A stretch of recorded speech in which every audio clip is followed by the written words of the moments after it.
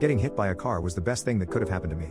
Right after getting my private pilot license, the school told me that I had gone $2,000 over the limit of my loan and had to pay that myself. I put it on the only credit card I had, and it wasn't a long time before I felt the effects of interest.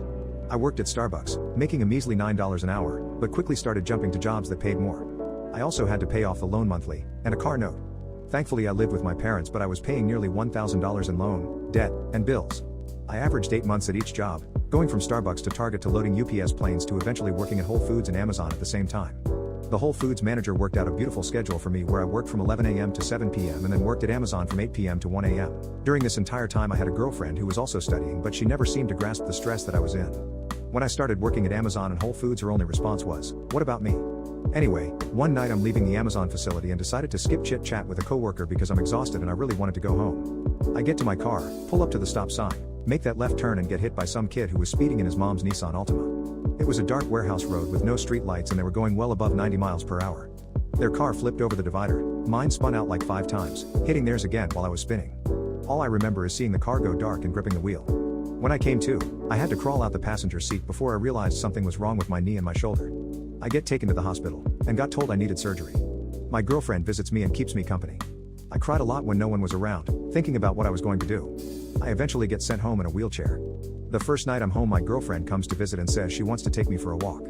She pushes my wheelchair to a bench a block from my house and tells me she needs to know if we're going traveling in the next 6 months or not, because for her it's mandatory. It's a need for her. It's something we've talked about before my accident, but it's never been posed before as an ultimatum like this. At first I'm taken aback, trying to collect myself, then I pretty much told her to look at the situation I'm in. Yeah, I'd love to go traveling, but it isn't in the cards right now for me. If she needs that, she can find someone who can do that. She shuts right up. When she wheels me back to my house, I tell her if she really wants that we can help her find a better paying job. I had 2 jobs paying me $15 an hour, she can find one too. That never happened. All she did was sit around and tell me that she doesn't feel like a priority and bring up traveling. Fast forward 3 months and I'm walking again, barely. I only work at Whole Foods now. One day she calls me to celebrate her completing therapy and we go get drinks and she tries to bring up traveling again. I just tell her how I feel overwhelmed with everything, and this ends in an argument in her car with me telling her that it eats away at my self-worth and makes me feel like shit. She apologized, got the waterworks, and we ended the night. She calls me before bed and brings it up traveling again, this time begging. I broke up with her the next day.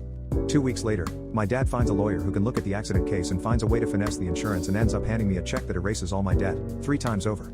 This was right before COVID started, so I get to stay home and properly rest, emotionally and physically. Picked up rollerblading and started studying again.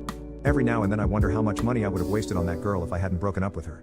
I like to assume I'm over that relationship, but it still riles me up. Dodged a bullet there.